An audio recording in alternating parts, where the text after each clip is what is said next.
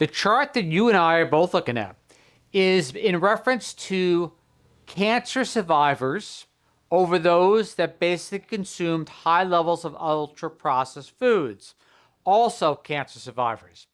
Those individuals that consume the highest levels of ultra-processed foods succumb at a 48% higher rate than those that did not, of all-cause mortality. And then on top of that, those that consume the highest levels of ultra-processed foods succumb to cancer at a 57% higher rate. So although being tragic, let's look at this as an opportunity, not to chastise anybody for the dietary choices, but look at an opportunity where if you basically keep the ultra-processed food consumption down, survival rates from all causes as well as cancer increase significantly. Now, since a lot of studies came out about the exact same time, I'll have an opportunity to basically cover one in reference to ultra-processed foods. Let's briefly look at basically consumption in regard to pregnancy, baby food, and of course the study, which we'll review at the end. For now, let's get right into the study itself. High consumption of ultra-processed foods may be linked to cancer survivors' risk of death. There's a lot of interesting little tidbits here. In particular, before we delve into it, it wasn't about the empty calorie theory. I know a lot of us had studied nutrition back in college in the early 80s, all heard the empty calorie thing. No, in fact, the nutrient profile between the ultra-processed foods and whole foods, we'll just say, was quite similar. So the researchers alluded to or postulated that it may be actually something to do with the industrial processing, which needs to have us revisit hospital food, in particular, school lunches, so on and so forth down the line. But into the study itself, high consumption of ultra-processed foods may be linked to cancer survivors' risk of death. Quote, what people eat after cancer diagnosis may influence survival, but most research in this population is focused only on the nutrients, not how processed the food is. The substances involved in the industrial processing of foods can interfere with the metabolic processes, disrupt gut microbiota, and promote inflammation. As a result, even when ultra-processed food has a similar calorie content and nutritional composition on paper compared to minimally processed or natural food, it can still have a more harmful effect on the body. In fact, they kind of narrowed it down to inflammation. So the ultra-processed food increased inflammation, they believe, correlated at a 37% higher rate. So those that are looking to reduce inflammation on top of that, well, across the board, basically reduction in UPFs can make a huge difference. To conclude, before we go into the details of the study, but the fact that the association between ultra-processed food and all-cause death persisted even after adjusting for overall diet quality suggests the negative health effects are not explained solely by poor nutrient profiles, but the level and nature of the industrial food processing itself plays an independent role in influencing long-term health outcomes. That's quite dire because it makes you kind of wonder what is in reference to this industrial processing. What are they using? Now, in the pregnancy one and the baby food one, they kind of alluded to that, but still, I don't want to postulate or interject publisher bias. So let's get right into the data in regard to this. All right, here we go. So we had this basically here. We looked at that. All right, here's your hazard ratios. There you see basically the red bar as opposed to the green bar. That's the highest UPF intake compared to the lowest.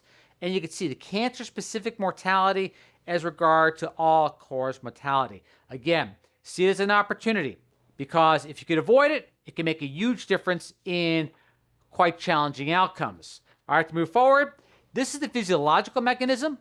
And you see right there, they're looking at basically the inflammation. They think they narrow it down because of the high amount of inflammation among individuals consuming higher levels of UPF.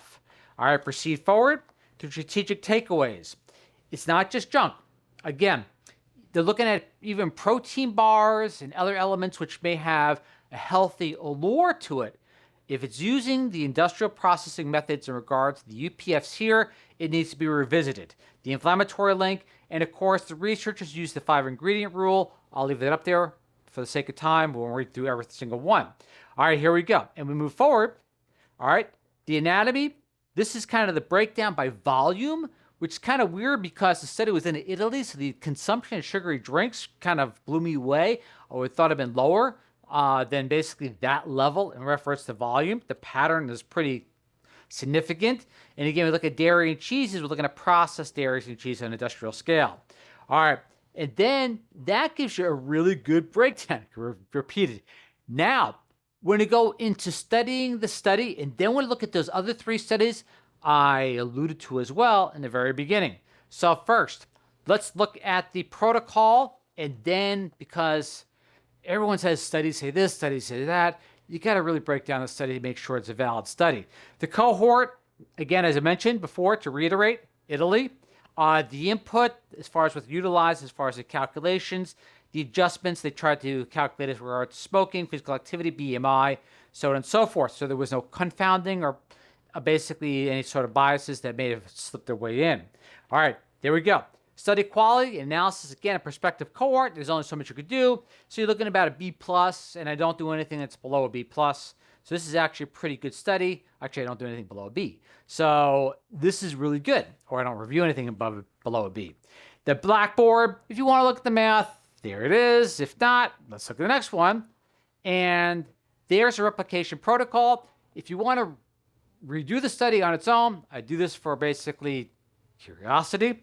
Looking about $3.85 million, 14.6 years. Or you can look at what we have right now as far as redundancy in other studies, and you can see it right there. So if anybody says, well, we have to see what the studies say, well, repeat it now and look about 15 years later on and see what comes out. Or you can look at a lot of the correlations occurring today. All right, now, this is interesting because you look at the timing of these studies right there. You're looking at the toddler study, the pregnant lady study, and so far as the cancer survivor study, which we just reviewed, the 48% you see in the back there. Look at this. The hypertension and preterm birth and so on and so forth related to basically the consumption of processed foods during pregnancy. And then look at the amount. You talk about cradle to grave marketing, which unfortunately this is a very, very dark cloud above it. Again, see it as an opportunity. Clear the clouds, don't do the UPFs. Look at the 71% of baby food.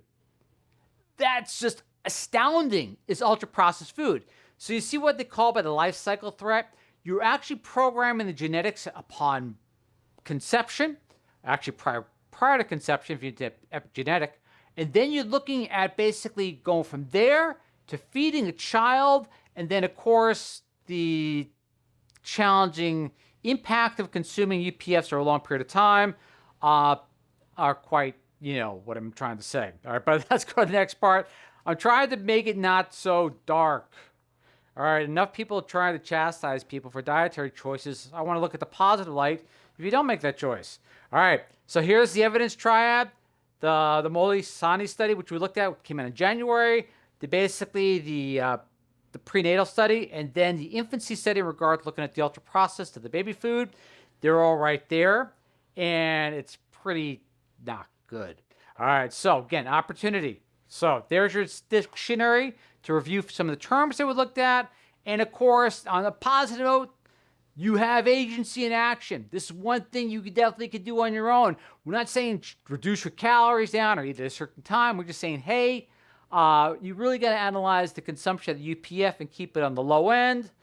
UPF being ultra-processed foods and not UAPs. There's a protective womb effect. The palate reset. Feeding children UPFs is great for industrial food modeling, but it's not good for the health of the child and the survivor vitality, or I should say survivor viability, which would probably be a better way to look at it, and that's up there as you see fit. To review, again, gratitude to the researchers. I'm glad they're making a lot of ground, breaking a lot of ground on this, and I am humble you watch. And this is a real easy way to improve or reduce the challenges that many people have in their lives, just not by restricting calories or even changing the type of food they're eating, but where the food is processed, or I should say industrialized. Again, gratitude, thank you. Look forward to what both you and I discover next week. See you all next time. Bye.